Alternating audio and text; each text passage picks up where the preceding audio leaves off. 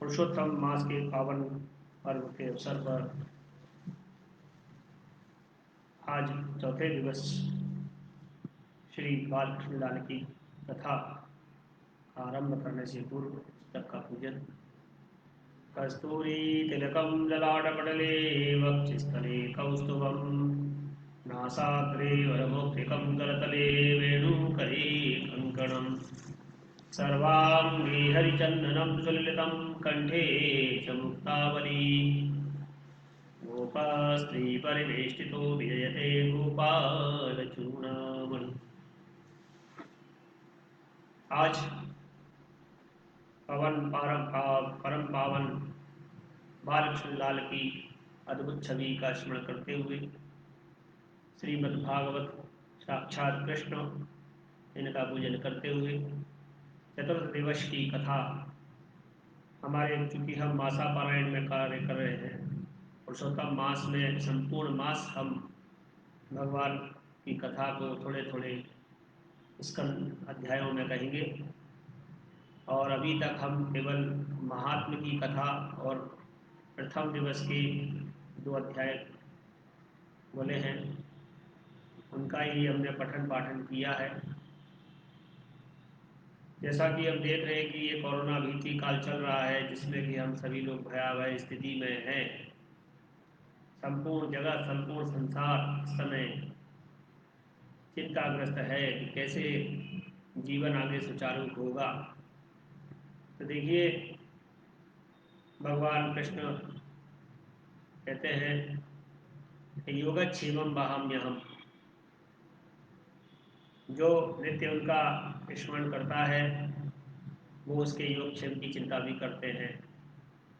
तो हम सभी बालकृष्ण की, भगवान कृष्ण की शरण में जाते हैं और अब उन्हीं पर सब छोड़ते हैं। जैसा कि मैं बोला था कि पुरुषोत्तम मास, ये पावन मास भी हमको इसी संकट काल में मिला है, तो हमारे पास हरि भजने का सबसे अच्छा मौका है। तो आइए श्री गणेश वंदना के साथ हम आज की कथा का आरंभ करते हैं। गाइए गणपति जगवंदन, गाइए गणपति जगवंदन, शंकर सुवन भवानी नंदन, शंकर सुवन भवानी नंदन, गाइए गणपति जगवंदन। सिद्धि सदन गज बदन विनायक, सिद्धि सदन गज बदन विनायक, कृपा सिंधु सुंदर सबलायक, कृपा सिंधु सुंदर सबलायक, गाइए गाइए गणपति जगवंदन, गाइए गणपति जगवंदन। मोदक प्रिय मुद मंगल दाता, मोदक प्रिय मुद मंगल दाता, विद्या परिधि बुद्धि विधाता, विद्या परिधि बुद्धि विधाता, संगर सुवन केसरी, संगर सुवन भवानी नंदन, गाइए गणपति जगवंदन।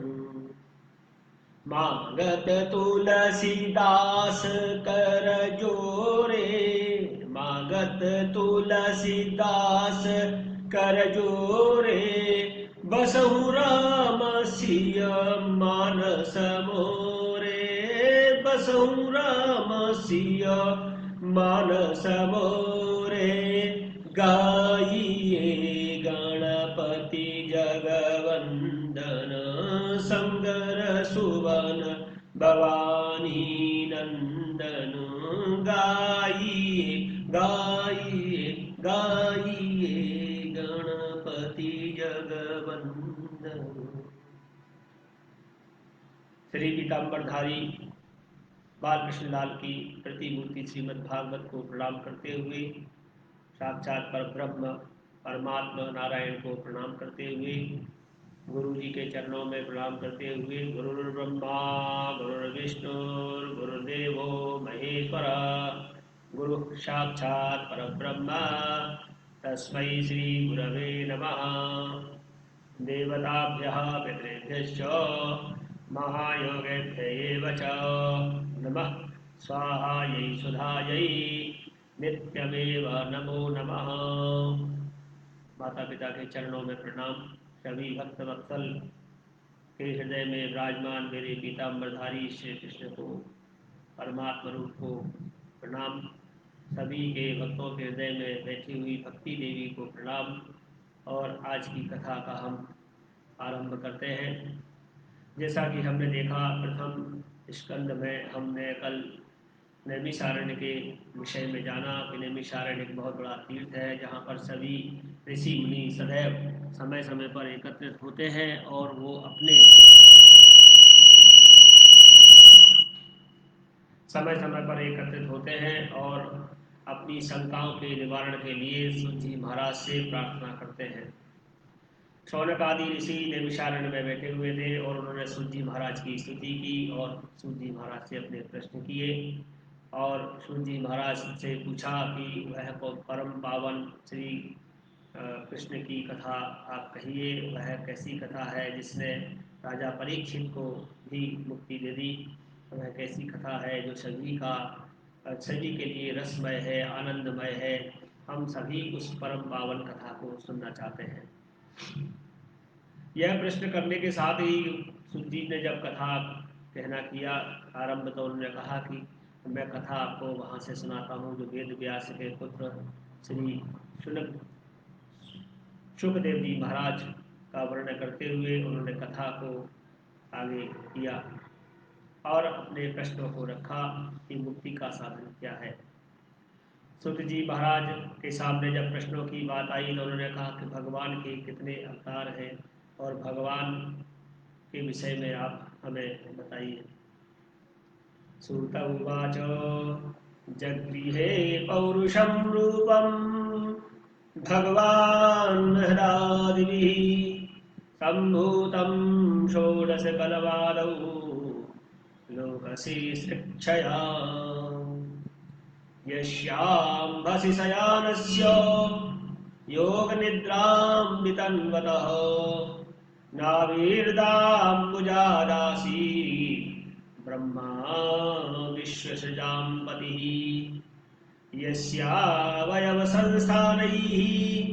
कल्पितो लोकविस्तरः तद्वै भगवतो रूपं विशुद्धं सत्त्वमूर्जितम्। सूत जी कहते हैं, सृष्टि के आदि में भगवान ने लोकों के निर्माण की इच्छा की, सप्त लोकों का निर्माण किया, भू भुवा स्वहा महाजनः तपः सत्यम। और इच्छा होते ही उन्होंने महत्व आदि से निष्पन्न पुरुष रूप ग्रहण किया। उसमें 10 इंद्रियां, एक मन और 5 भूत, 5 महाभूत, ये 16 कलाएं उन्होंने स्थापित कर दी। उन्होंने कारण जल में शयन करते हुए जब योग निद्रा का विस्तार किया तब उनके नाभि सरोवर में से एक कमल प्रकट हुआ और उस समय कमल से प्रजापतियों के अधिभूत ब्रह्मा जी की उत्पत्ति हुई। भगवान के उस विराट रूप के अंग प्रत्यंग में ही समस्त लोकों की कल्पना की गई है। वह भगवान का विशुद्ध शक्तिमय श्रेष्ठ रूप है और योगी लोग दिव्य दृष्टि से भगवान के स्वरूप का दर्शन कर पाते हैं। भगवान का वह रूप सहस्रों पाद, सहस्र शीर्षा सहस्राक्ष सहस्र पादो, हजारों पैर, हजारों जंगाएं, भुजाएं, मुखों के कारण अत्यंत विशाल है। उनके सहस्रों सिर हैं, सहस्र शीर्षा, सहस्रों कान है, सहस्रों आंखें हैं, सहस्रों नाक नाक है, हजारों, सहस्र माने हजार, सहस्रों मुकुट, वस्त्र, कुंडल आदि, अर्थात विराट रूप भगवान का है।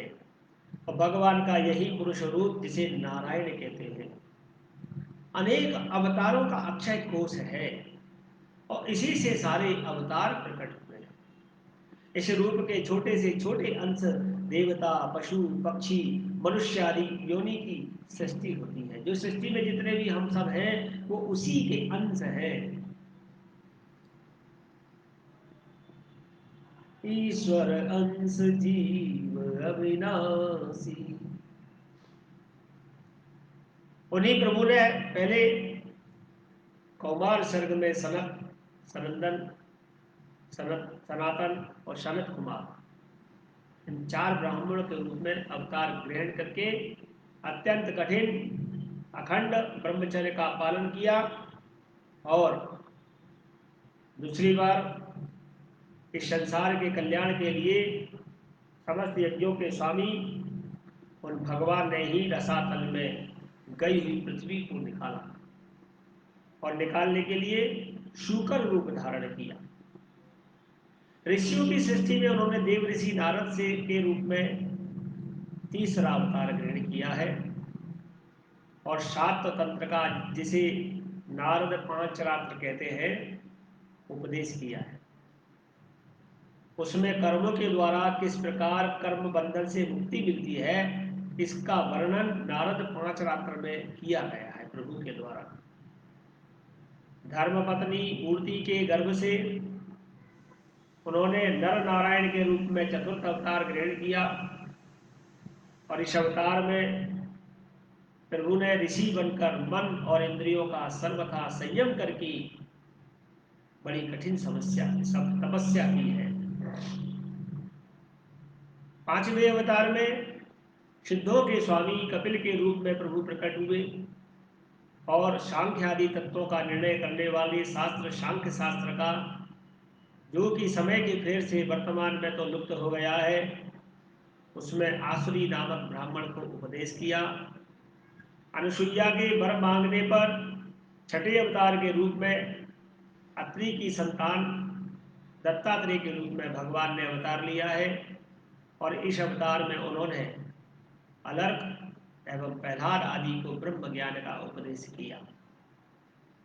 7वीं बार रुचि प्रजापति की आकुति नामक पत्नी से यज्ञ के रूप में उन्होंने यज्ञ देवी के रूप में अवतार लिया और अपने पुत्र याम आदि देवताओं के साथ मिलकर के स्वयंभू मनवंतर की रक्षा की। भगवान के ऐसे अवतार कि राजा नाभि की पत्नी मेरु देवी के गर्भ से ऋषभ देव के रूप में भगवान ने 8वां अवतार लिया है और इस रूप में उन्होंने परमहंसों का वह मार्ग जो सभी आश्रमियों के लिए वंदनीय है, ऋषियों की प्रार्थना में 9वीं बार में राजा पृथु के रूप में मेरे प्रभु अवतरित हुए हैं। शौनकादि ऋषियों इस अवतार में उन्होंने पृथ्वी से समस्त औषधियों का दोहन किया और इससे यह अवतार सबसे बड़ा ही कल्याणकारी हुआ। चाक्षुष मनवंतर के अंत में जब सारी त्रिलोकी समुद्र में डूब रही थी तब उन्होंने मत्स्य रूप में अवतार लिया। मत्स्य रूप में भगवान का यह 10वां अवतार हुआ। अवतार ग्रहण करके पृथ्वी रूपी नौका पर बैठाकर अगले मनवंतर के अधिपति वैवस्वत मनु की रक्षा की। जिस समय देवता और दैत्य समुद्र मंथन कर रहे थे उस समय 11वां अवतार भगवान ने कच्छप के रूप में धारण किया। भगवान ने मंदराचल को अपनी पीठ पर धारण किया और 12वीं अवतार में भगवान धन्वंतरी के रूप में अमृत का कलश लेकर के प्रकट हुए और 13वीं बार प्रभु ने मोहिनी रूप धारण किया। दैत्यों को मोहित करते हुए देवताओं को अमृत पिलाया। 14वें अवतार में भगवान साक्षात नरसिंह रूप धारण करके आए।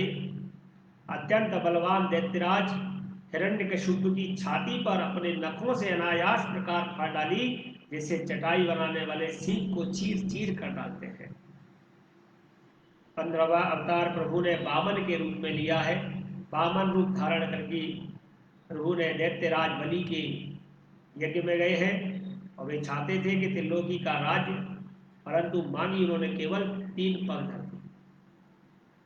और 16वें अवतार में भगवान परशुराम के रूप में आए। जब उन्होंने देखा कि राजा लोग ब्राह्मणों के द्रोही हो गए हैं, तब क्रोधित होकर उन्होंने पृथ्वी को 21 बार क्षत्रियों से शून्य कर दिया। इसके बाद 17वें अवतार के रूप में सत्यवती के गर्भ से पराशर जी के रूप में, पराशर जी के द्वारा वेद व्यास के रूप में भगवान मेरे अवतार हुए हैं। उस समय लोगों को समझ और धारणा की शक्ति कम थी। यह देखकर वेद रूप वृक्ष की कई शाखाएं मेरे प्रभु ने व्यास जी के द्वारा बनाई व्यास रूप में, और 18वीं बार देवताओं का कार्य संपन्न करने की इच्छा से उन्होंने राजा के रूप में राम अवतार ग्रहण किया। सेतु बंध, रावण वध आदि वीरतापूर्ण बहुत सी लीलाएं मेरे प्रभु ने की। 19वें और 20वें अवतारों में उन्होंने यदुवंश में बलराम और श्री कृष्ण के नाम से प्रकट होकर पृथ्वी का भार उतारा है। उसके बाद कलयुग आ जाने पर मगध देश में देवताओं के द्वेषी दैत्यों को भी मोहित करने के लिए अजन के रूप में बुद्धावतार भगवान का हुआ। इसके भी बहुत पीछे जब कलयुग का अंत समीप होगा और राजा लोग प्राय लुटेरे हो जाएंगे, तब जगत की रक्षक भगवान विष्णु यश नामक ब्राह्मण के घर कल्कि के रूप में 24वां अवतार धारण करेंगे। शौनक आदि ऋषियों जैसे अगाध सरोवर से हजारों छोटे छोटे नाले निकलते हैं, वैसे ही सप्तविधि भगवान श्री हरि के असंख्य अवतार हुए हैं। ये तो वह अवतार हैं जिनकी बात हमने की, लेकिन हरि के अवतार अनंत हैं। ऋषि मनु, देवता, प्रजापति, मनुपुत्र और जितने भी महान शक्तिशाली हैं, वे सब के सब भगवान के ही अंश हैं। ये सब अवतार तो भगवान के अंशावतार अथवा कला अवतार हैं, परंतु भगवान श्री कृष्ण तो स्वयं भगवान अवतारी ही है। जब लोग दैत्यों के अत्याचार से व्याकुल हो उठते हैं, तब युग युग में अनेक रूप धारण करके भगवान की रक्षा करते हैं। और भगवान के दिव्य जन्मों की यह कथा अत्यंत गोपनीय और रहस्यमयी है। जो मनुष्य एकाग्र चित्त से नियम पूर्वक सायंकाल और प्रातःकाल प्रेम से भगवत कथा सुनते हैं, सुनाते हैं, इसका पाठ करते हैं, वह सब दुखों से मुक्त हो जाते हैं। प्राकृत स्वरूप रहित चिन्मय भगवान को जो स्थूल जगदाकार रूप है, यह उनकी माया के महत्त्व आदि से गुणों से भगवान में ही कल्पित है। जैसे बादल वायु के आश्रय में रहते हैं और धूसरपना धूल में रहता है, परंतु अल्प बुद्धि मनुष्य बादलों का आकाश में और धूसरपने का वायु में आरोप करते हैं। वैसे ही अविवेकी पुरुष सबके साक्षी आत्मा में स्थूल दृश्य रूप जगत का आरोप करते हैं। इस स्थूल रूप से परे भगवान का एक सूक्ष्म अव्यक्त रूप, जो न तो स्थूल की तरह आकार आदि गुणों वाला है और न ही देखने सुनने में ही आ सकता है, वही सूक्ष्म शरीर है आत्मा का। आत्मा का आरोप या प्रवेश होने से ही यही जीव कहलाता है और इसी का बार बार जन्म होता है। यह हमारा देह है, हमारा जो स्थूल शरीर है, इसमें से यदि यह आत्मा निकल जाए, यह अर्थात ये परमात्मा साक्षात प्रभु निकल जाए, तो इस शरीर का कुछ नहीं है। सूक्ष्म और स्थूल शरीर अविद्या से ही आत्मा में आरोपित होते हैं। इस अवस्था में आत्मस्वरूप के ज्ञान से यह आरोप दूर हो जाता है, उसी समय ब्रह्म का साक्षात्कार होता है। हमको एक अवस्था तक तो सूक्ष्म रूप का विषय नहीं ध्यान आता, ये आत्मा भी कुछ है। जीव ये कहता है मैं ही सब कुछ हूं। जब उसे एक उसकी अवस्था लगभग 35-40 से ऊपर जाने लगती है, तब उसे धीरे धीरे लगता है कि कोई और भी है जो मुझे चला रहा है। तब उसे ब्रह्म का साक्षात्कार होता है।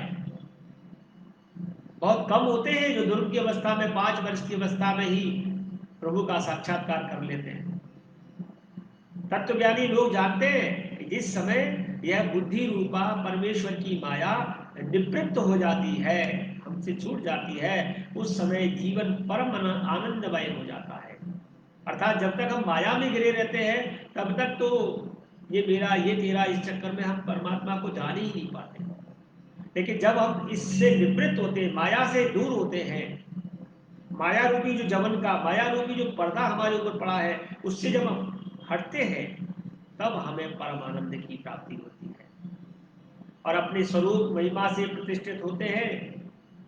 वास्तव में जिनके जन्म नहीं है और कर्म भी नहीं है, और हृदयेश्वर भगवान के अपराकृत जन्म और कर्मों के तत्वज्ञानी लोग इसी प्रकार वर्णन करते हैं, क्योंकि उनके जन्म और कर्म वेदों के अत्यंत गोपनीय रहस्य है। भगवान की लीला अमोघ है। वे लीला से ही संसार का सृजन, पालन और संहार करते हैं, किंतु उसमें आसक्त नहीं होते। प्राणियों के अंतःकरण में छिपे रहकर ज्ञानेंद्रियों और मन की नियंता के रूप में उनके विषयों को भी ग्रहण करते हैं, परंतु उनसे अलग रहते हैं। वे परम स्वतंत्र हैं। ये विषय कभी उन्हें लिप्त नहीं कर पाते। जैसे अनजान मनुष्य जादूगर अथवा नट के संकल्प और वचनों से की हुई करामात को समझ नहीं पाता, वैसे ही अपने संकल्प और वेदवाणी के द्वारा भगवान के प्रकट किए हुए इन नाना नाम और रूपों को तथा उनकी लीलाओं को कुबुद्धि जीव बहुत सी तर्क युक्तियों के द्वारा भी पहचान नहीं पाता। चक्रपाणी भगवान की शक्ति और पराक्रम अनंत है, उनकी कोई था नहीं पा सकता।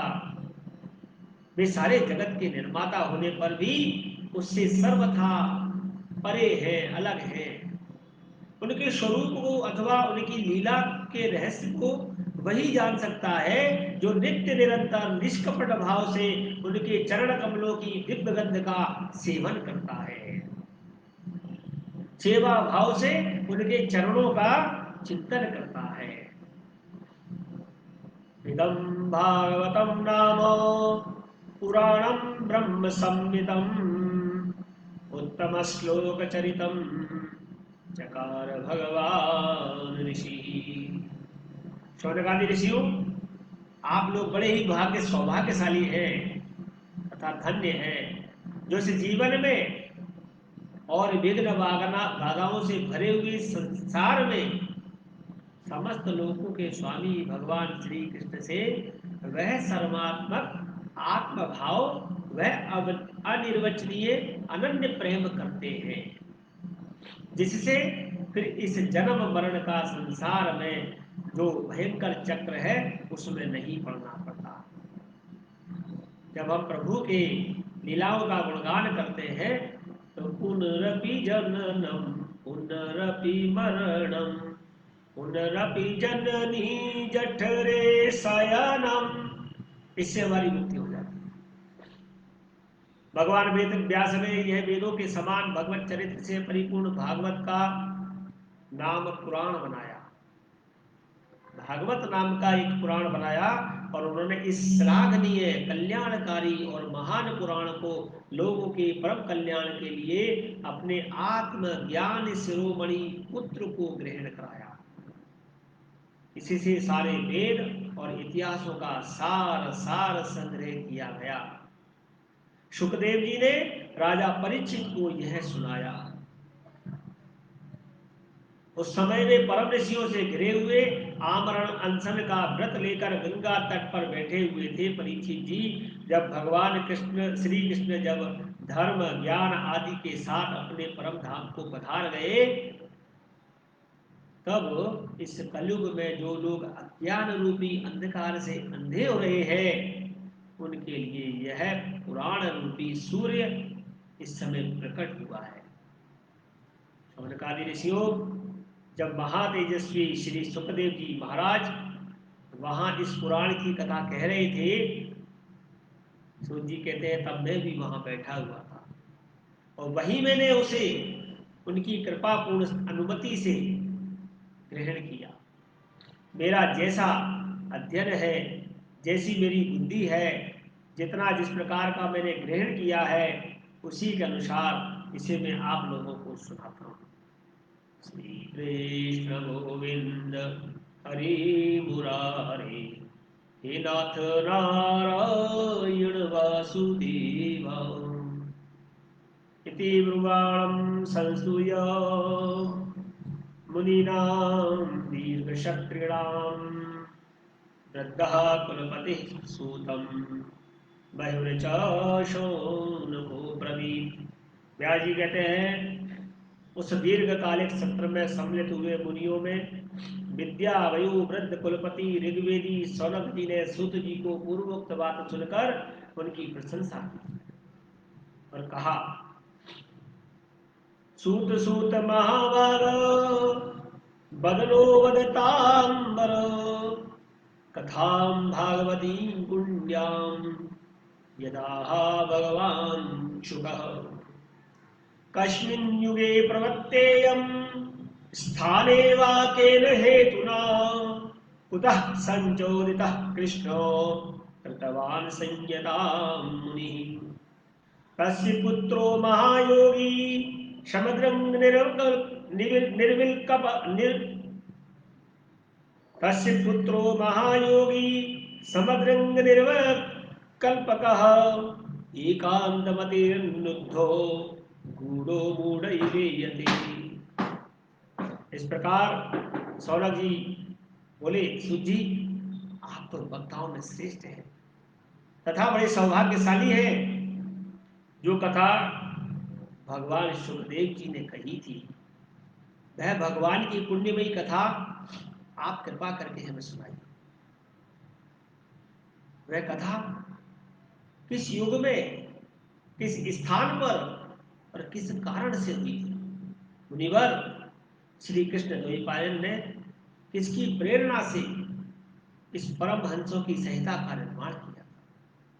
उनके पुत्र सुखदेव जी बड़े योगी, समदर्शी, भेदभाव रहित, संसार निद्रा से जगे एवं निरंतर एकमात्र परमात्मा में ही स्थिर रहते हुए वे अनेक छिपे रहने के कारण मूढ़ से प्रतीत होते थे। व्यास जी जब सन्यास के लिए वन की ओर जाते हुए अपने पुत्र का पीछा कर रहे थे, उस समय जल में स्नान करने वाली स्त्रियों ने नंगे सुखदेव को देखकर कोई वस्त्र आदि धारण नहीं किया, परंतु वस्त्र पहने हुए व्यास जी को देखकर वह लज्जित हो गई और वस्त्र पहन लिए। इस आश्चर्य को देखकर व्यास जी ने उनसे पूछा, उन स्त्रियों से पूछा, तब उन स्त्रियों ने कहा, आपकी दृष्टि में तो अभी स्त्री पुरुष का भेद बना हुआ है, परंतु आपके पुत्र की शुद्ध दृष्टि में यह भेद नहीं। कुरुजांगल देश में जा पहुंचकर हस्तिनापुर में पागल, गूंगे तथा जड़ के समान विचरते होंगे, नगरवासियों ने उन्हें कैसे पहचाना होगा प्रभु? पांडव नंदन राजऋषि परीक्षित का इन मौनी सुखदेव जी के साथ संवाद कैसे हुआ होगा? सौनक जी महाराज पूछ रहे हैं, जिसमें यह भागवत संहिता कही गई।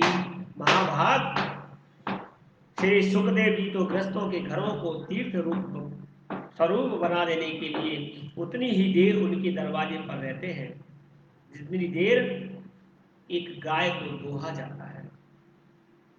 सूत जी, हमने सुना है सुखदेव जी कहीं अधिक नहीं ठहरते, जितनी देर गाय दोहती है उतनी देर ही वहां पर रुकते हैं। फिर अभ्युनंदन परीक्षित भगवान के बड़े प्रेमी भक्त थे, उनके अत्यंत आश्चर्यमय जन्म और कर्मों का वर्णन कीजिए प्रभु। वे तो पांडव वंश के गौरव बढ़ाने वाले सम्राट थे राजा परीक्षित। वे भला किस कारण से साम्राज्य लक्ष्मी का परित्याग करके गंगा तट पर मृत्यु पर्यंत अनशन का व्रत लेकर के बैठे हुए हैं? सूत जी महाराज बताइए। शत्रुगण अपने भले के लिए बहुत सा धन लाकर उनके चरण रखने की चौकी को नमस्कार करते थे। वे एक वीर युवक थे, उन्होंने इस दुस्तेज लक्ष्मी को अपने प्राणों के साथ भला क्यों त्याग देने की इच्छा की? सुन जी बताइए। जिन लोगों का जीवन भगवान के आश्रित है, वे तो संसार के परम कल्याण, अभ्युदय और समृद्धि के लिए ही जीवन धारण करते हैं। उसमें उनका कोई स्वार्थ नहीं होता। उनका शरीर तो दूसरों के लिए ही था। उन्होंने विरक्त होकर उसका परित्याग क्यों किया?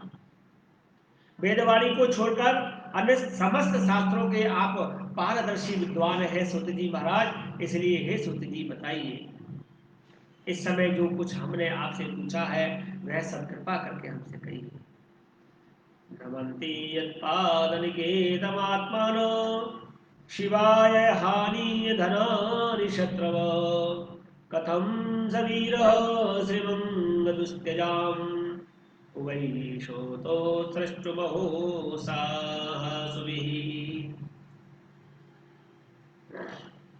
सोचिएगा, इस वर्तमान चतुर्युगी के तीसरे युग द्वापर में महर्षि पराशर जी के द्वारा वसु कन्या सत्यवती के गर्भ से भगवान के कला अवतार योगी राज व्यास जी का जन्म हुआ।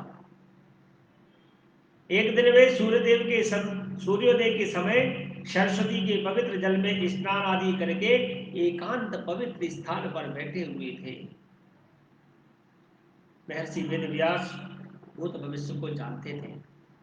उनकी दृष्टि अचूक थी। उन्होंने देखा कि जिसको लोग जान नहीं पाते, ऐसे समय के फेरे से प्रत्येक युग में धर्म संकरता और उसके प्रभाव से भौतिक वस्तुओं की भी शक्ति का ह्रास होता रहता है। संसार के लोग श्रद्धाहीन और शक्ति रहित होते जा रहे हैं। उनकी बुद्धि कर्तव्य का ठीक ठीक निर्णय नहीं कर पाती है और आयु भी कम होती जा रही है। लोगों की इस भाग्यहीनता को देखकर और मुनीश्वर ने अपनी दिव्य दृष्टि से समस्त वर्णों और आश्रमों का हित कैसे हो सकता है, इस पर विचार किया। उन्होंने सोचा कि वेदोक्त चातुर्होत्र कर्म भी लोगों का हृदय शुद्ध करने वाला है। वेद पाठ, नित्य हवन यज्ञ, और इस दृष्टि से यज्ञों का विस्तार करने के लिए उन्होंने एक ही वेद के 4 विभाग कर दिए। व्यास जी के द्वारा ऋग्वेद के 4, ऋग्वेद, यजुर्वेद, सामवेद, अथर्ववेद, इन चारों वेदों का उद्धार पृथक्करण हुआ। इतिहास और पुराणों का 5वां वेद कहा जाता है। उनसे ऋग्वेद के बैल, सामगान के विद्वान जेमिनी एवं यजुर्वेद के एकमात्र स्नातक वैशंपायन ऋषि हुए। अथर्ववेद के प्रवीण दरुण नंदन सुमंतु मुनि हुए। इतिहास और पुराणों के स्नातक सूत जी महाराज कहते हैं मेरे पिता रोमहर्षण हुए थे। इन पूर्वोक्त ऋषियों ने अपनी अपनी शाखा को और भी अनेक भागों में विभक्त कर दिया। वेदों के इतिहास को इस प्रकार शिष्यों के बाद प्रशिष्य और उनके शिष्यों द्वारा वेदों की बहुत सी शाखाएं बन गई। ऋग्वेद में आश्वलायन शाखा, यजुर्वेद में कृष्ण यजुर्वेद, शुक्ल यजुर्वेद, माध्यान्तिनी शाखा। कम समझ वाले पुरुषों पर कृपा करके भगवान वेद व्यास ने इसलिए ऐसा विभाग कर दिया कि जिन लोगों की स्मरण शक्ति नहीं है या कम है, वे भी वेदों को धारण कर सके। लेकिन स्त्री शूद्र और पतित दो जाति तीनों ही वेद श्रवण के अधिकारी नहीं है, इसलिए वे कल्याणकारी शास्त्रोक्त कर्मों के आचरण में भूल कर बैठते हैं। अब इसके द्वारा उनका भी कल्याण हो जाए, यह सोचकर महामुनि व्यास जी ने बड़ी कृपा करके महाभारत इतिहास की रचना की। शौनकादि ऋषियों, यद्यपि व्यास जी इस प्रकार अपनी पूरी शक्ति से यदा सर्वदा प्राणियों के कल्याण में ही लगे रहे, परंतु उनके हृदय को संतोष नहीं, उनका मन बार बार खिन्न हो रहा है। सरस्वती नदी के पवित्र तट पर एकांत में बैठकर धर्मवेत्ता व्यास जी मन ही मन विचार कर रहे हैं। इस प्रकार कहने लगे हैं कि मैं निष्कपट भाव से ब्रह्मचर्य आदि व्रतों का पालन करते हुए वेद गुरुजन और अग्नियों का सम्मान मैंने किया है और उनकी आज्ञा का पालन किया है। महाभारत की रचना के बहाने मैंने वेद के अर्थों को खोल दिया है, जिससे स्त्री शूद्र आदि भी अपने अपने धर्म का कर्म का ज्ञान प्राप्त कर लेंगे। यद्यपि मैं ब्रह्म तेज से संपन्न एवं समर्थ हूं, तथापि मेरा हृदय कुछ अपूर्ण काम सा जान पड़ता है। अवश्य ही अब तक मैंने भगवान को प्राप्त कराने वाले धर्मों का प्राय निरूपण नहीं किया। ऐसा कोई ग्रंथ नहीं रचा जिसे साक्षात परम ब्रह्म की प्राप्ति हो जाए, और वे ही धर्म परमहंसों का प्रिय है और वे ही भगवान को भी प्रिय है। हो ना हो, मेरी अपूर्णता का यही एक कारण है। तस्यैवं खिलमात्मानं मन्यमानस्य खिद्यत कृष्णस्य नारदोऽभ्याश्रमं प्रागुदाहतं तमविघ्नाय सहसा प्रत्युत्थायागतं मुनिः पूजयामास विधिवन् नारदं सुरपूजितौ। अब श्री कृष्ण द्वैपायन व्यास इस प्रकार अपने को अपूर्ण मानकर जब खिन्न हो रहे थे, तो उस समय क्या हुआ? उस आश्रम पर देव ऋषि नारद जी आ पहुंचे। उन्हें आया देख करके व्यास जी तुरंत खड़े हो गए और उन्हें देवताओं के द्वारा सम्मानित देव ऋषि नारद जी का विधि पूर्वक पूजन किया। भजमन नारायण नारायण नारायण, श्रीमन नारायण नारायण नारायण, भजमन नारायण नारायण नारायण, श्री कृष्ण नारायण नारायण नारायण। नारद जी महाराज का पूजन करते ही और सुन जी कहते हैं, अततं सुखमाशीनो उपासीनं ब्रह्मश्रवा देवऋषि प्राह विप्रषि बीड़ा पाणी समन्विव। तो जी कह रहे हैं कि तदंतर सुख पूर्वक बैठे हुए बीड़ा पाणी परम यशस्वी देव ऋषि नारद जी ने मुस्कुराकर अपने पास ही बैठे महर्षि वेद व्यास जी से कहा। नारद जी ने प्रश्न किया, महाभाग व्यास जी, आपके शरीर एवं मन दोनों ही अपने कर्म एवं चिंतन से संतुष्ट है कि नहीं? अवश्य ही आपकी जिज्ञासा तो भली भांति पूर्ण हो गई होगी, क्योंकि आपने तो जो यह महाभारत की रचना ही कर दी, वह बड़ी अद्भुत थी। वह धर्म आदि के सभी पुरुषार्थों से परिपूर्ण है। सनातन ब्रह्मत्व को भी आपने खूब विचारा है और जान भी लिया है। फिर भी प्रभु आप अकृतार्थ पुरुष के समान अपने विषय में शोक क्यों कर रहे हैं? व्यास जी ने कहा, आप मेरे विषय में आपने जो कहा है वह सब तो ठीक है। वैसा होने पर मेरा हृदय संतुष्ट नहीं है। पता नहीं इसका कारण क्या है। आपका ज्ञान अगाध है, आप साक्षात ब्रह्मा जी के मानस पुत्र है, इसलिए मैं आपसे ही इसका कारण जानना चाहता हूं। नारद जी, आप समस्त गोपनीय रहस्यों को जानते हैं, क्योंकि आपने उन पुराण पुरुष की उपासना की है जो प्रकृति पुरुष दोनों के स्वामी है और असंग रहते हुए ही अपने संकल्प मात्र से गुणों के द्वारा संसार की सृष्टि, स्थिति, प्रलय आदि करते रहते हैं। हे नारद जी, आप सूर्य की भांति तीनों लोकों में भ्रमण करते रहते हैं और योग बल से प्राणवायु के समान सबके भीतर रहकर अंतःकरणों के साक्षी भी है। योगानुष्ठान और नियमों के द्वारा पर ब्रह्म और शब्द ब्रह्म दोनों की पूर्ण प्राप्ति कर लेने पर भी मुझ में जो बड़ी कमी है उसे आप कृपा करके बताइए।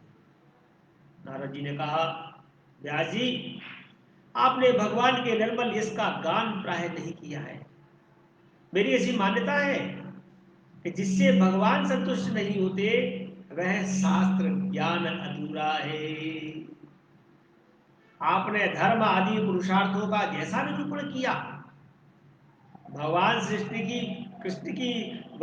कृष्ण की महिमा का वैसा निरूपण आपने अभी तक नहीं किया है। जिस वाणी से चाहे वह रस भाव अलंकार आदि से युक्त हो या न हो, लेकिन जगत को पवित्र करने वाले भगवान श्री कृष्ण के यश का गान नहीं होता, वह तो कौओं के लिए भी उच्छिष्ट फेंकने के स्थान के समान अपवित्र मानी जाती है।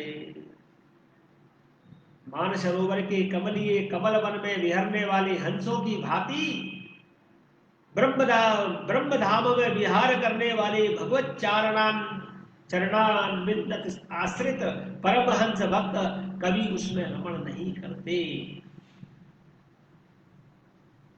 इसके विपरीत जिसमें सुंदर रचना भी नहीं, जो दूषित शब्दों से युक्त भी है, परंतु जिसका प्रत्येक श्लोक भगवान के स्वयं सूचक नामों से युक्त है, वह वाणी लोगों को सारे पापों का नाश कर देती है।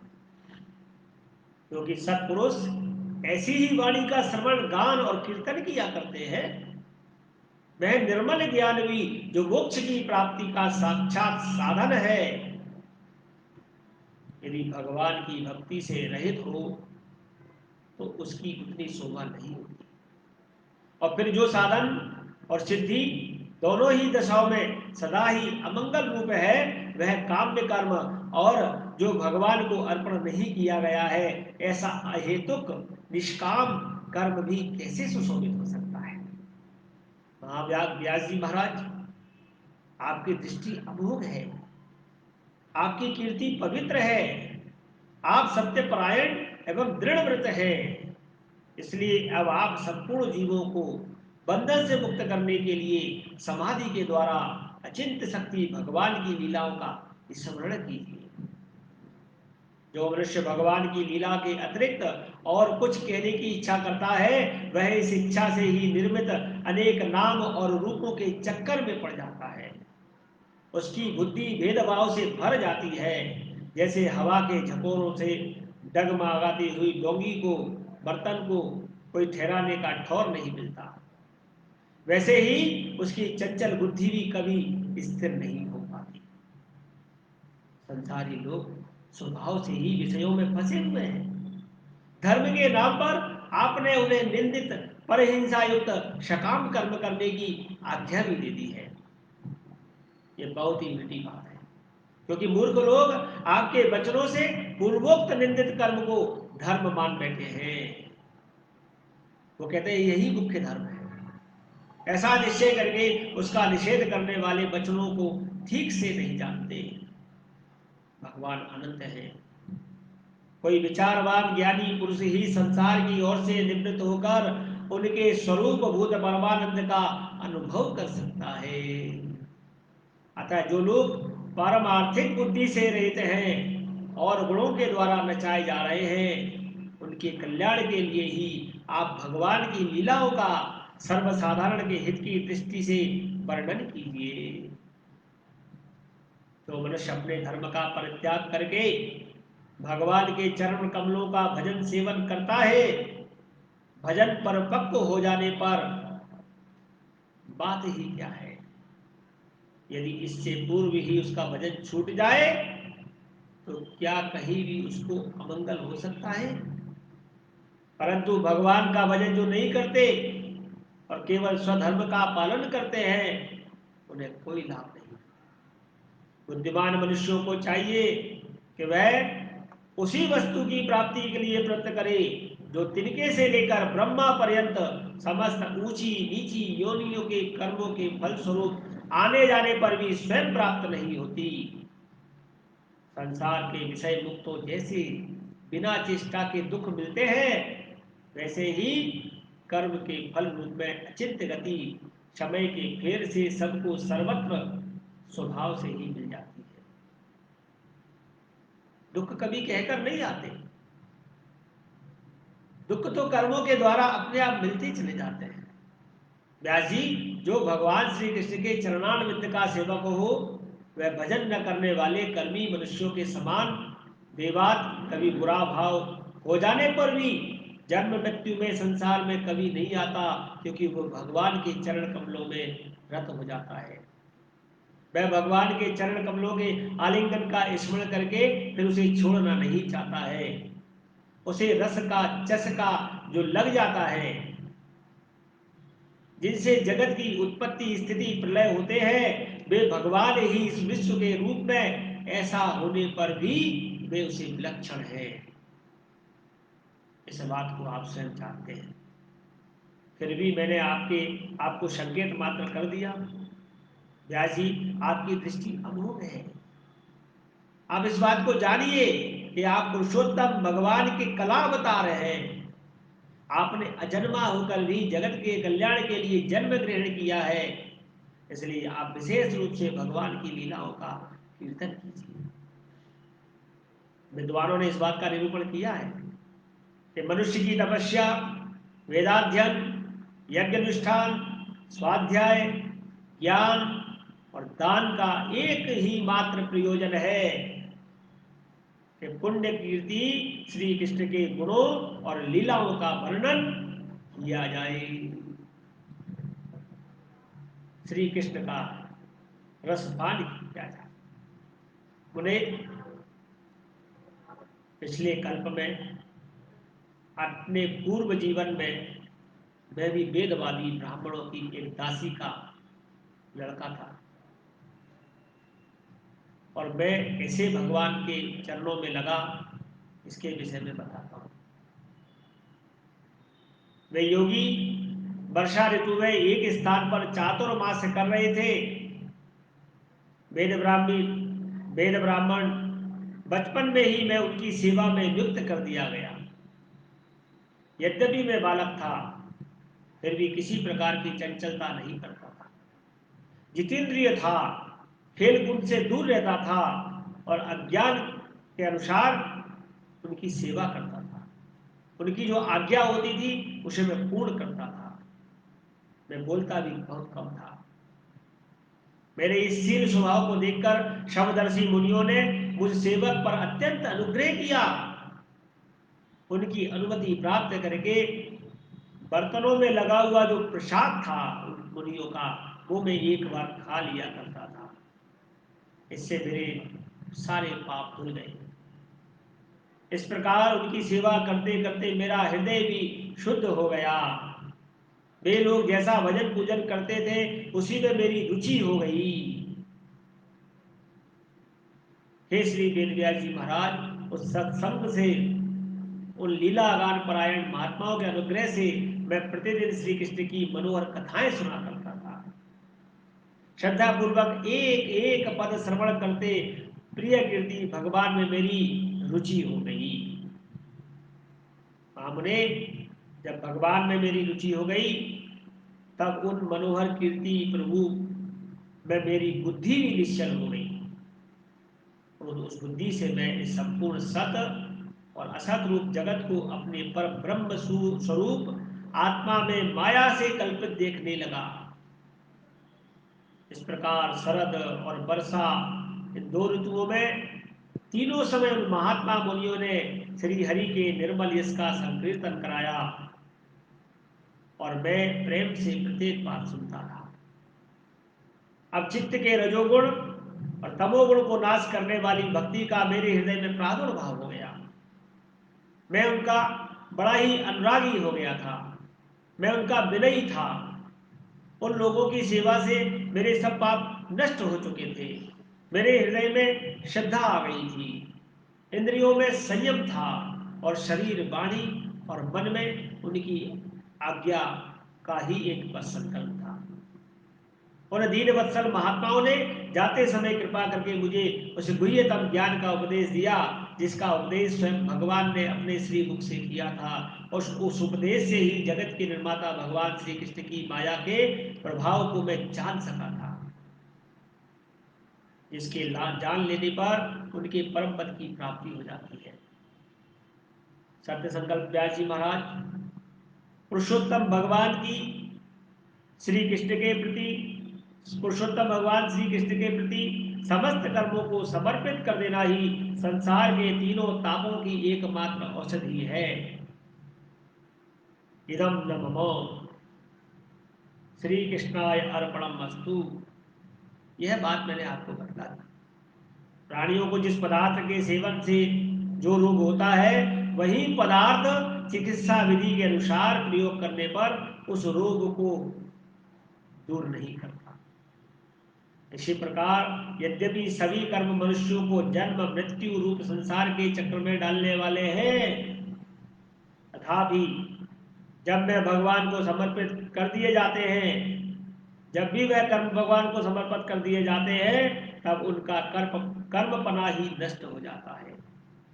इस लोक में जो शास्त्र विहित कर्म भगवान की प्रसन्नता के लिए करते हैं, उन्हीं से पराभक्ति युक्त ज्ञान की प्राप्ति होती है। उस भगवत अर्थ कर्म के मार्ग में भगवान के आज्ञानुसार आचरण करते हुए लोग बार बार भगवान श्री कृष्ण के गुण और नामों का कीर्तन तथा स्मरण करते हैं। प्रभु, आप भगवान वासुदेव को नमस्कार है। हम आपका ध्यान करते हैं।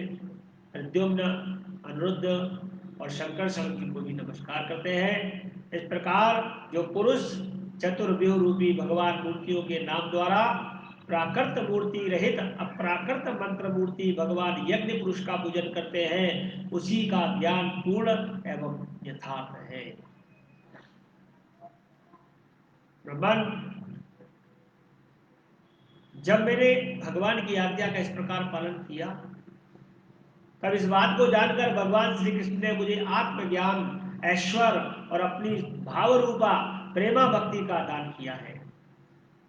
व्यास जी, आपका ज्ञान पूर्ण है। आप भगवान की ही कीर्ति का, उनकी प्रेममयी लीला का वर्णन कीजिए। उसी से बड़े बड़े ज्ञानियों की भी जिज्ञासा पूर्ण होती है। जो लोग दुखों के द्वारा बार बार रोंदे जाते हैं, उनके दुख की शांति इसी से हो सकती है, और कोई इसका उपाय नहीं। श्री कृष्ण गोविंद हरे मुरारी, हे नाथ नारायण वासुदेवा। तो जी कहते हैं, एवं निशम्य भगवानो देवऋषिर जन्म कर्म चो भूय प्रपक्षतम ब्रह्मन् व्यास सत्यवती सुत। सनक जी, देवऋषि नारद जी के जन्म और साधना की बात सुनकर सत्यवती नंदन भगवान श्री व्यास जी ने उनसे फिर यह प्रश्न किया। श्री व्यास जी ने पूछा, नारद जी, जब आपको ज्ञानोपदेश करने वाले महात्मागण चले गए, तब आपने क्या किया? उस समय तो आपकी अवस्था बहुत छोटी थी। स्वयं को आपकी शेष आयु किस प्रकार व्यतीत हुई, और मृत्यु के समय आपने किस विधि से शरीर का परित्याग किया? देवऋषि, काल तो सभी वस्तुओं को नष्ट कर देता है। उसने आपकी इस पूर्व कल्प की स्मृति का कैसे नाश नहीं हुआ? नारद जी ने कहा, मुझे ज्ञानोपदेश करने वाले महात्मागण जब चले गए, तब मैंने इस प्रकार अपना जीवन व्यतीत किया। यद्यपि उस समय मेरी अवस्था बहुत छोटी थी। एकात्मजा में जननी योषुन मूढ़ा च किंकरी मय्यात्मजे नन्यगतौ चक्रीस्नेहानुवन्दनम्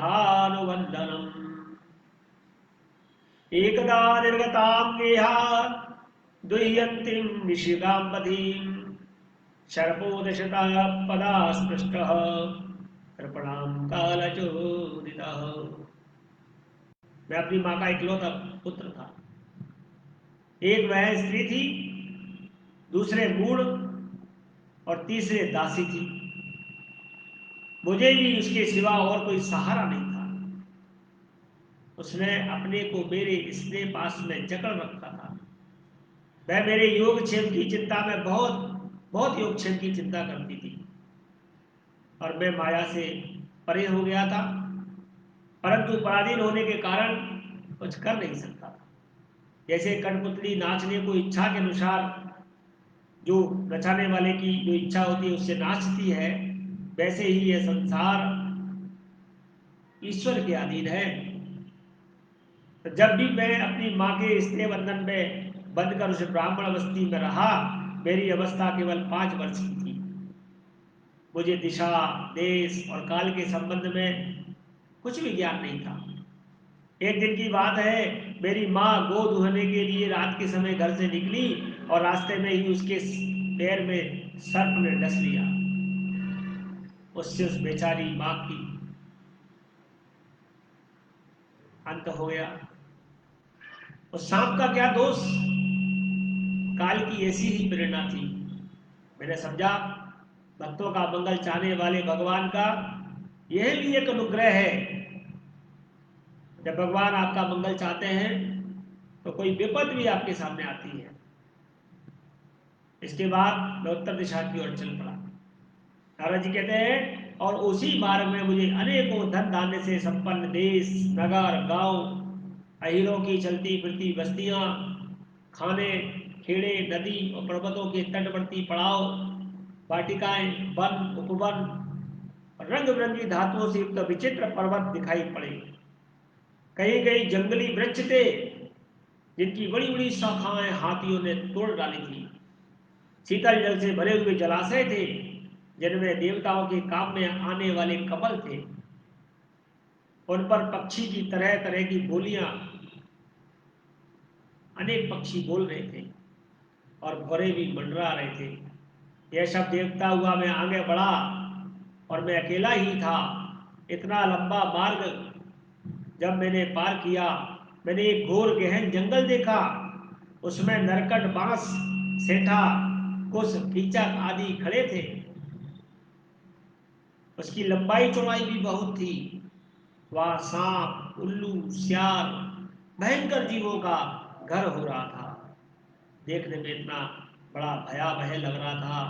चलते चलते मेरा शरीर और इंद्रियां शिथिल हो गई थी।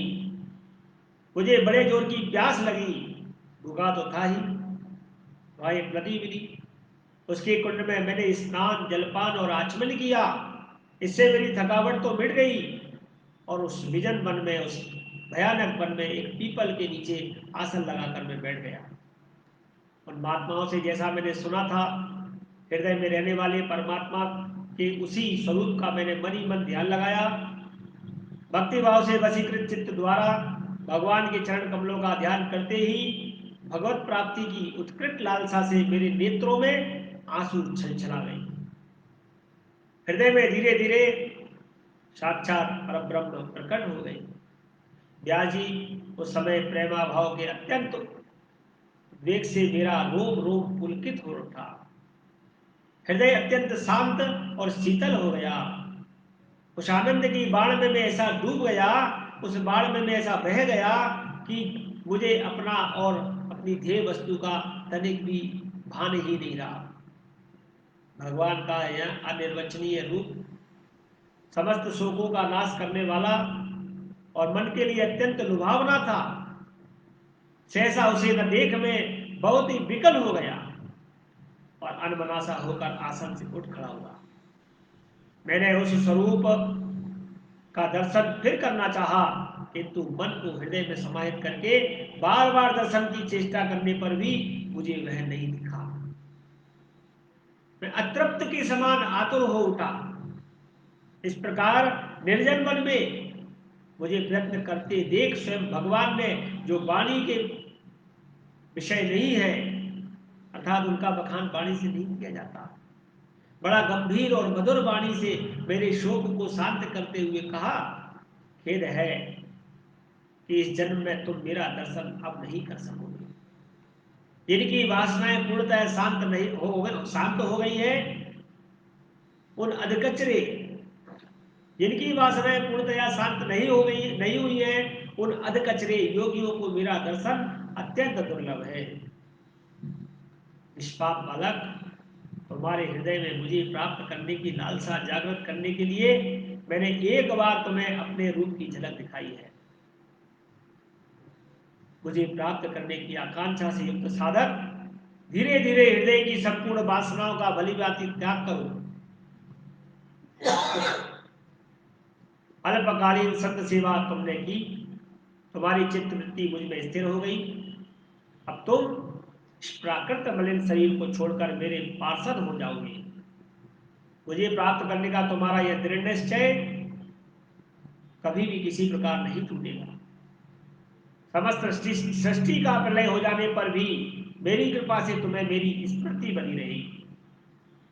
आकाश के समान अव्यक्त सर्वशक्तिमान महान परमात्मा इतना कहकर चुप हो गए। उनकी इस कृपा का अनुभव करके मैंने उस श्रेष्ठतर भगवान को सिर झुकाकर प्रणाम किया। नारद जी कह रहे हैं, तभी मैं लज्जा और संकोच छोड़कर भगवान के अत्यंत रहस्यमय और मंगलमय मधुर नामों और लीलाओं का कीर्तन और स्मरण करने लगा। स्पृहा और मदमत्सर मेरे हृदय से पहले ही निवृत्त हो चुके थे। अब मैं आनंद की काल की प्रतीक्षा करता हुआ पृथ्वी पर विचरने लगा।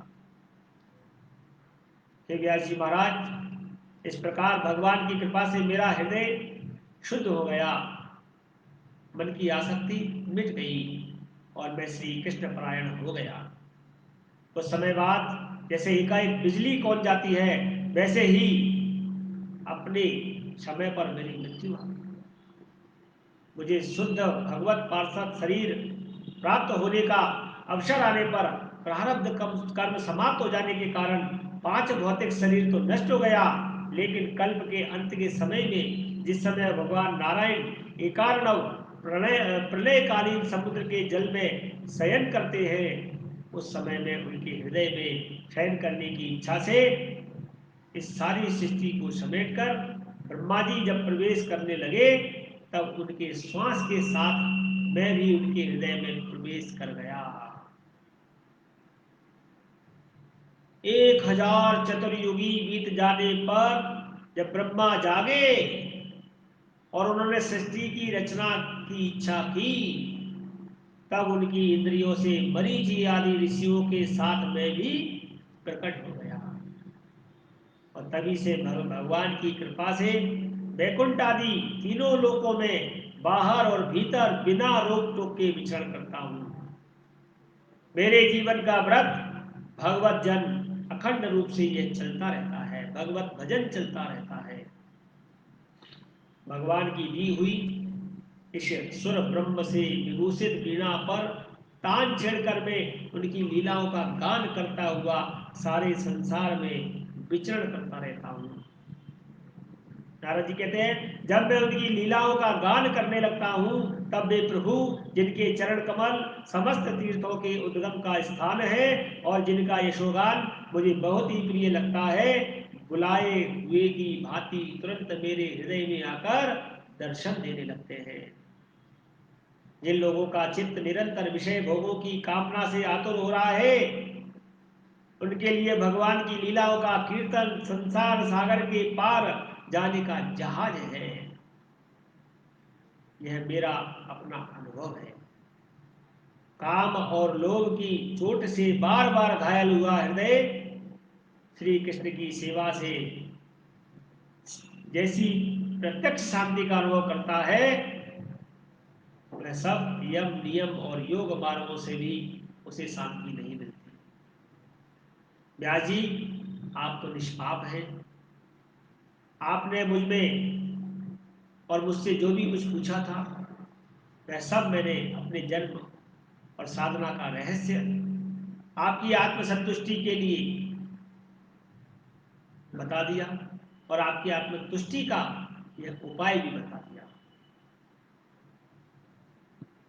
तो जी कहते हैं एवं संभाष्य भगवान नारदो वासवी सुतम आमंत्र वीणाम रणयन ययौ यादृच्छो मुनि अहो देव ऋषि धन्योऽयं यत्कीर्तिशारङ्गधन्वनः गायन्माद्यनिन्द्यं तंत्रयारम्यजातुरं जगत्।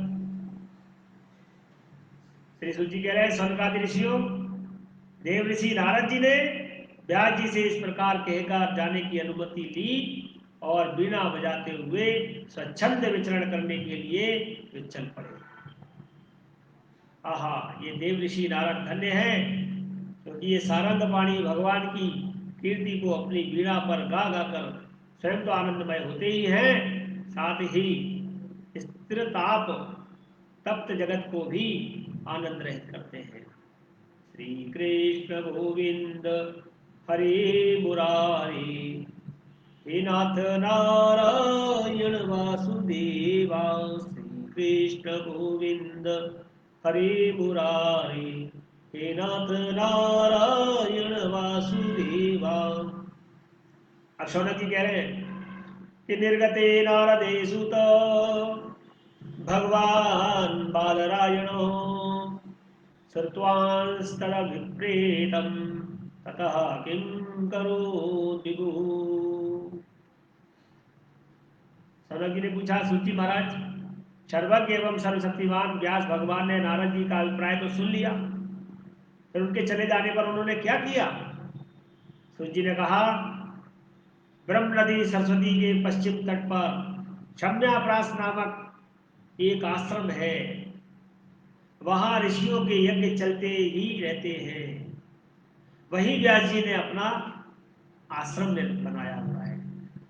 उसके चारों ओर बेर का सुंदर वन है।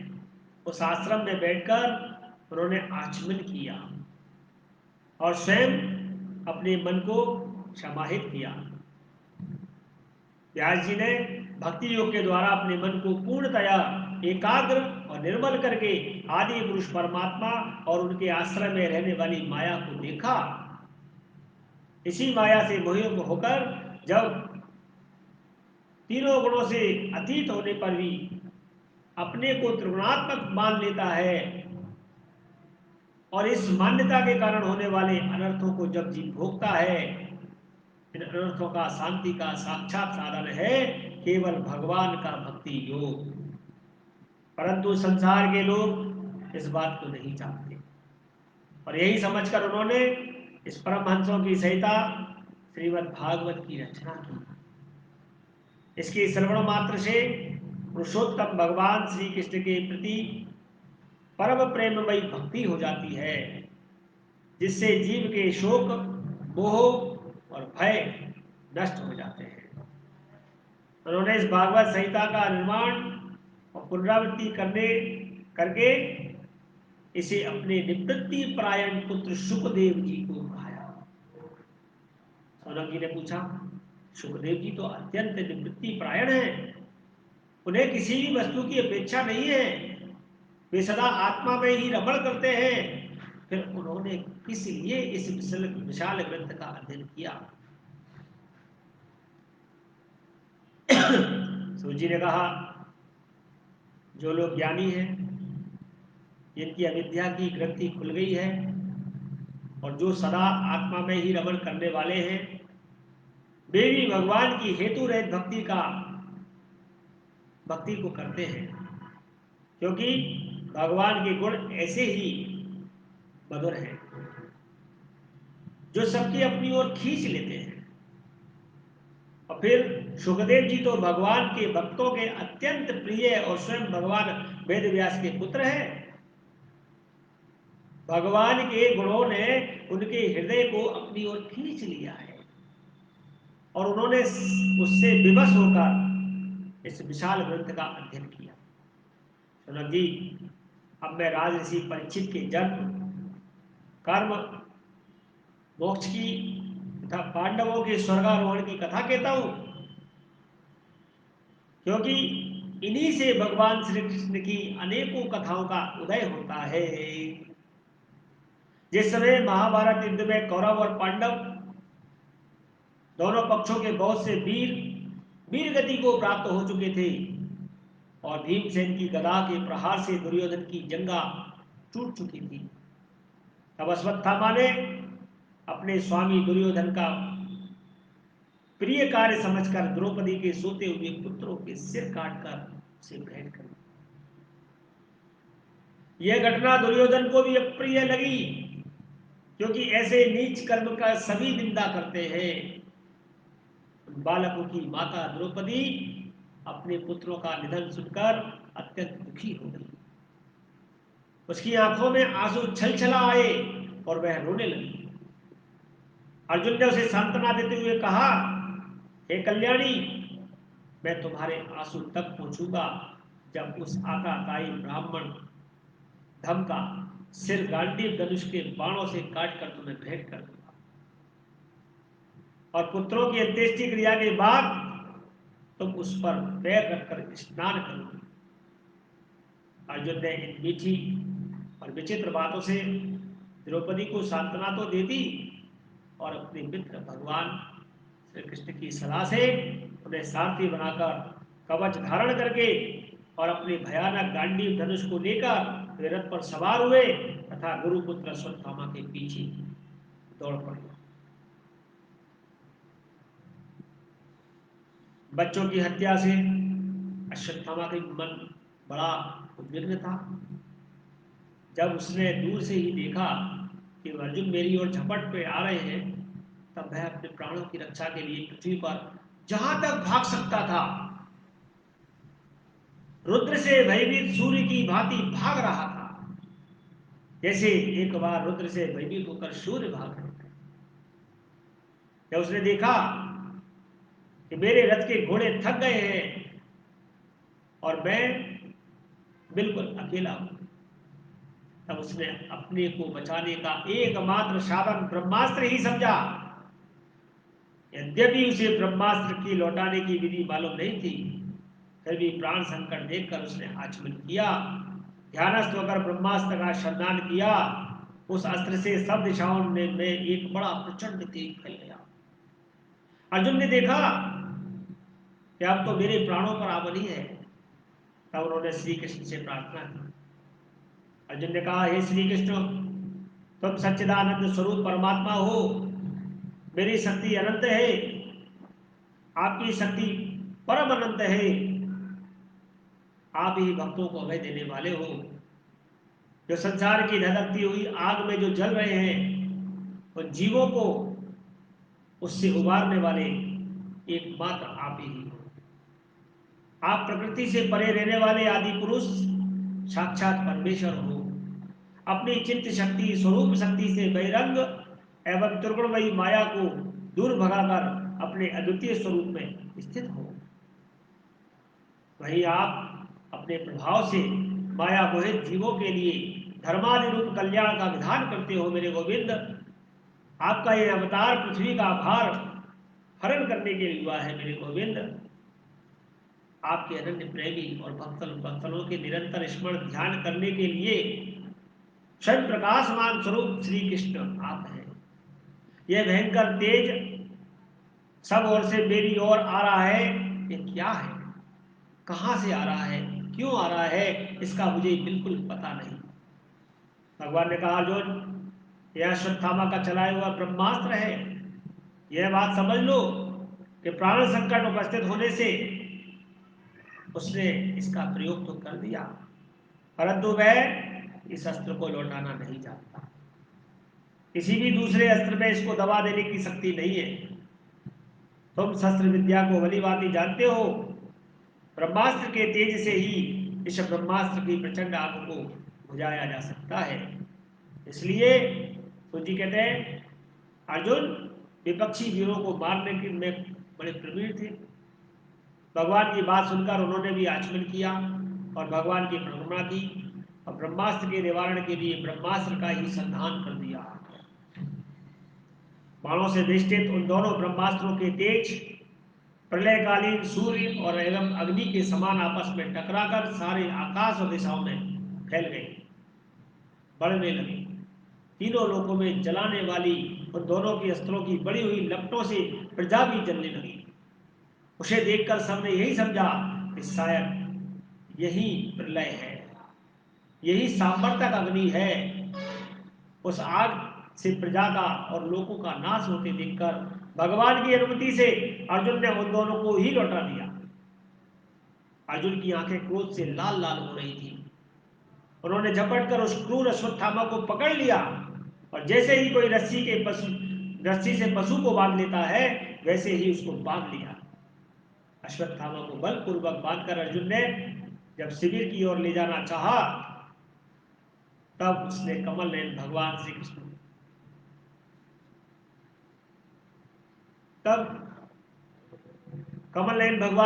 ने कुपित होकर कहा, अर्जुन, इस ब्राह्मण अधम को छोड़ना ठीक नहीं, इसको तो मार ही डालो। इसने रात में सोए हुए निरपराध बालकों की हत्या की है। धर्मवेत्ता पुरुष, असावधान, मतवाले, पागल, सोए हुए बालक, स्त्री, विवेक ज्ञान शून्य, शरणागत, रथहीन और भयभीत शत्रु को कभी मारना नहीं चाहिए। परंतु जो दुष्ट और क्रूर पुरुष इस प्रकार वध करता है, प्राणों का पोषण करता है, उसका तो वध ही करना चाहिए। यही एक कल्याणकारी मार्ग है, क्योंकि वैसी आदत को लेकर यदि वह जीता है तो और पाप करता है, उन पापों के कारण नरकगामी होता है। और फिर मेरे सामने ही तुमने द्रौपदी से प्रतिज्ञा की थी, मानवती, जिसने तुम्हारे पुत्रों का वध किया मैं उसका सिर उतार कर लाऊंगा। इस पापी कुलांगा राताताई ने तुम्हारे पुत्रों का वध किया है और अपने स्वामी दुर्योधन को भी दुख पहुंचाया है, इसलिए हे अर्जुन, इसे मार ही डालो। भगवान श्री कृष्ण ने अर्जुन के धर्म की परीक्षा लेने के लिए इस प्रकार प्रेरणा की है, परंतु अर्जुन का हृदय महान था। यद्यपि अश्वत्थामा ने उनके पुत्रों की हत्या की थी, फिर भी अर्जुन के मन में गुरु पुत्र को मारने की इच्छा नहीं हुई। इसके बाद अपने मित्र और सारथी श्री कृष्ण के साथ वे अपने युद्ध शिविर में पहुंचे। वहां अपने मृत पुत्रों के लिए शोक करती हुई द्रौपदी को उसे सौंप दिया। द्रौपदी ने देखा कि अश्वत्थामा पशु की तरह बांध कर लाया गया है। निंदित कर्म करने के कारण उसका मुख नीचे की ओर झुका हुआ है। अपना अनिष्ट करने वाले गुरुपुत्र अश्वत्थामा को इस प्रकार अपमानित देकर द्रौपदी का भी कोमल हृदय कृपा से भराया और उसने अश्वत्थामा को नमस्कार किया। गुरुपुत्र का इस प्रकार बांध कर लाया जाना सती द्रौपदी को सहन नहीं हुआ। उसने कहा, छोड़ दो इन्हें, छोड़ दो, ये ब्राह्मण है, हम लोगों के अत्यंत पूजनीय है, जिनकी कृपा से आपने रहस्य के साथ सारे धनुर्वेद और प्रयोग तथा उपसंहार साथ संपूर्ण शस्त्र ज्ञान शास्त्रों का ज्ञान प्राप्त किया है। वे आचार्य द्रोण के उन्हीं के पुत्र हैं। द्रोण ही के पुत्र में के रूप में ये आपके सामने खड़े हुए हैं। उनकी अर्धांगिनी कृपी अपने वीर पुत्र की ममता से ही अपने पति का अनुगमन नहीं कर सकी, वे अभी जीवित है। महाभाग्यवान आर्यपुत्र, आप तो बड़े धर्मज्ञ हैं। जिस गुरुवंश की नित्य पूजा और वंदना करनी चाहिए, उसी को व्यथा पहुंचाना आपके योग्य कर्म नहीं है। जैसे अपने बच्चों के मर जाने से दुखी होकर मैं रो रही हूं और मेरी आंखों में बार बार आंसू निकल रहे हैं, वैसे ही इनकी माता पतिव्रता गौतमी भी तो रोएगी। जो उच्छृंखल राजा अपने कृत्यों से ब्राह्मण कुल को कुपित कर देते हैं। वह कुपित ब्राह्मण कुल उन राजाओं को सपरिवार शोकाग्नि में डालकर शीघ्र ही भस्म कर देता है। तो जी ने कहा, शौनकादि ऋषियों, द्रौपदी की बात धर्म और न्याय के अनुकूल थी, उसमें कपट नहीं था, करुणा और क्षमता थी। अतएव राजा युधिष्ठिर ने रानी के इन हित भरे श्रेष्ठ वचनों को अभिनंदन किया। साथ ही नकुल, सहदेव, सात्यकी, अर्जुन, स्वयं भगवान श्री कृष्ण वहां पर उपस्थित सभी नर नारियों ने द्रौपदी की बात का समर्थन किया। उस समय क्रोधित होकर भीमसेन ने कहा, जिसने सोते हुए बच्चों को न अपने लिए न अपने स्वामी के लिए बल्कि व्यर्थ में ही मार डाला, उसका तो वध ही होना चाहिए। भगवान श्री कृष्ण ने द्रौपदी और भीमसेन की बात सुनकर और अर्जुन की ओर देखकर कुछ हंसते हुए ऐसे कहा। भगवान श्री कृष्ण बोले, पतित ब्राह्मण का भी वध नहीं करना चाहिए और आताताई को मार डालना चाहिए। शास्त्रों में मैंने दोनों ही बातें कही है, इसलिए मेरी दोनों आज्ञाओं का पालन करो, छोड़ो भी मत, मारो भी मत। तुमने द्रौपदी को सांत्वना देते समय जो प्रतिज्ञा की थी उसे भी सत्य करो, साथ ही भीमसेन, द्रौपदी और मुझे जो प्रिय है वह भी करो। सूर्य जी कहते हैं, अर्जुन भगवान के हृदय की बात तुरंत ताड़ गए और उन्होंने, अर्जुन ने अपनी तलवार से अश्वत्थामा के सिर से मणि और उसके बालों के साथ उतार ली। बालकों की हत्या करने से वह श्री विहीन तो पहले ही हो गया था, अब मणि और ब्रह्मतेज से भी रहित हो गया। इसके बाद उन्होंने रस्सी का बंधन खोलकर उसे शिविर से निकाल दिया।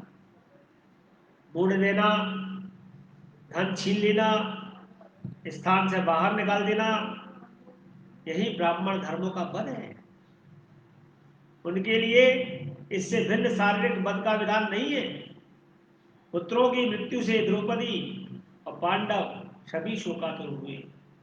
अब उन्होंने अपने मरे हुए भाई बंधुओं की दाहादी अंत्येष्टि क्रिया की। श्री कृष्ण गोविंद हरे मुरारे, हे नाथ नारायण वासुदेवा।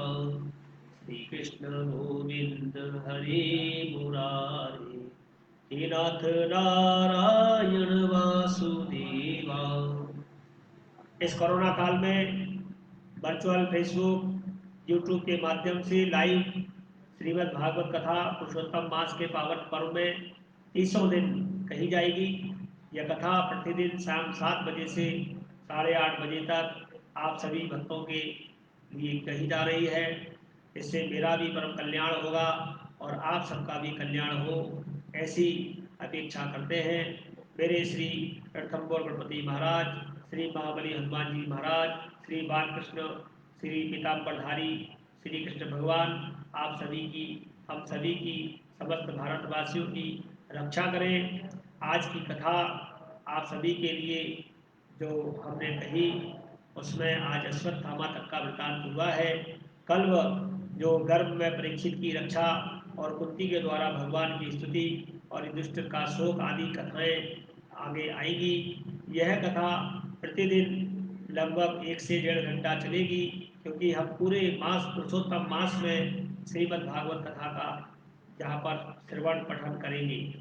जैसा कि आप सभी देखते हैं कि भागवत कथा सप्ताह पारायण के रूप में देखने को मिलती है, और जब सप्ताह पारायण के रूप में जो कथा होती है उसमें भी कथा कभी कोई अंश मिलता है और कभी कोई अंश मिलता है, और ज़्यादातर भजन के बीच में आपका समय चला जाता है और कुछ अन्य कार्यों से भी समय चला जाता है। तो शायद हम लोग पूरी कथाओं का श्रवण नहीं कर पाते। हमारा प्रयास रहेगा, मेरे गोविंद की कृपा रही तो हम सब श्रीमद् भागवत कथा की महात्म से लेकर 12 स्कंद तक की संपूर्ण अध्यायों के कथाओं का श्रवण करेंगे। आज हमने श्रीमद् भागवत के प्रथम स्कंद के 7वें अध्याय तक का हमने वृतांत पढ़ा है, सुना है। मेरे गोविंद, मेरी कृष्ण, मेरे रणथंभौर गणपति महाराज हम सभी पर इस प्रकार कृपा बनाए रखें। आप सभी भक्त जो जिनके हृदय में मेरी परब्रह्म पीताम्बरधारी श्री कृष्ण विराजमान है, जो फेसबुक के माध्यम से मुझसे जुड़े हुए हैं, वह सभी नित्य निरंतर प्रतिदिन जो मन लगाकर सुन रहे हैं, मैं उन सभी आत्म परमात्म रूप को प्रणाम करता हूँ। श्री कृष्ण गोविंद हरि मुरारी, हे नाथ नारायण वासुदेवा। जय गणपति की। श्री कृष्ण गोविंद हरि मुरारी, हे नाथ नारायण वासुदेवा। श्री कृष्ण गोविंद हरे